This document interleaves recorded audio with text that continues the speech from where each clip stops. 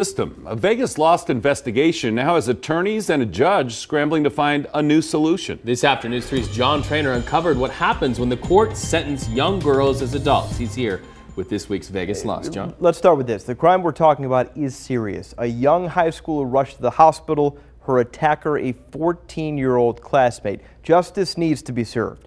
But we found out no one in court knows what justice in Nevada really looks like. I have nails because I stabbed someone. What'd you stab? I don't know. What'd you do? I was getting bullied and relegated to white people. So back off. The attack was quick and violent. The frantic end caught on camera. A bloodied high schooler escapes. Her attacker, wearing a homemade mask, chases after. Yellow evidence markers trace the horror at Clark High School. The victim rushed to the hospital. 14-year-old Dayshara Paschal-Campos arrested. We're hiding both of their identities because of their age. As I remember, she said she was up and down motion like this. Campos's mother talked to us outside the courtroom about the day of the attack. Dayshara called her from school. She hung up the phone on me. So there was 2 hours that went by, and within those 2 hours, something told me to call her. You just knew something was wrong? By the sound of her voice, yes. In that 2 hours, her daughter hid inside a dark bathroom and waited. Hours to think, to plan. The crime so serious, so violent, that the 14-year-old was charged as an adult. It didn't take long for a jury to find her guilty. Assault with a deadly weapon. We wanted to know what happens next. What happens to that 15-year-old girl after she's sentenced as an adult? Where would she go? When we started asking that question, we were shocked to find out no one in her case knew the answer. I think your stories have been really instrumental in educating both myself and the other people who are working on this case, and I definitely cited you and the work that you've done when I took to the judge back in chambers today. Was that something the judge had been aware of before you mentioned it? No, I don't think so. We discovered the crisis that Nevada prisons have during a Vegas Lost investigation in May.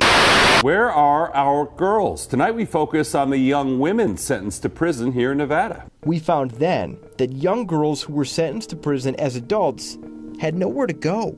Legally, they couldn't be housed with adults for their own safety. Nevada won't house them with other kids.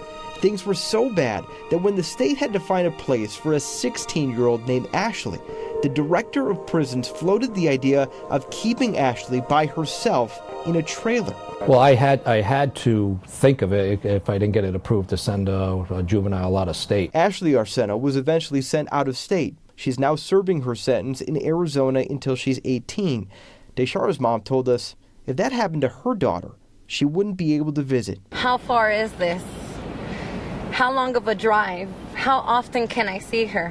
When can I speak to her? So would that happen to her kid? We thought so. And then 5 months later, it was time for Dayshara Paschal-Campos to be sentenced. But a few days before the sentencing, our phone rang. It was Dayshara's attorney. She had questions about that report we ran, questions about what happens next. After we talked, she filed a motion with the judge. I want you to understand that I've had some discussions with your counsel in chambers on this matter.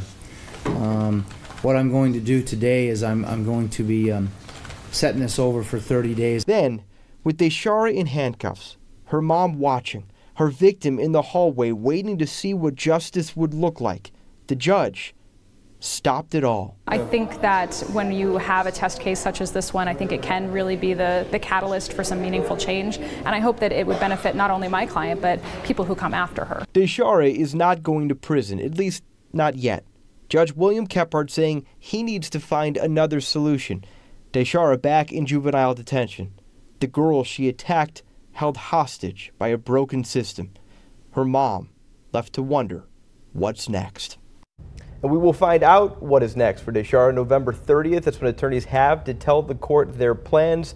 We do know those conversations are happening with the Department of Corrections as we speak. But for the other kids in their situation, why is this happening? And that's the subject of Thursday's investigation as we continue this, guys.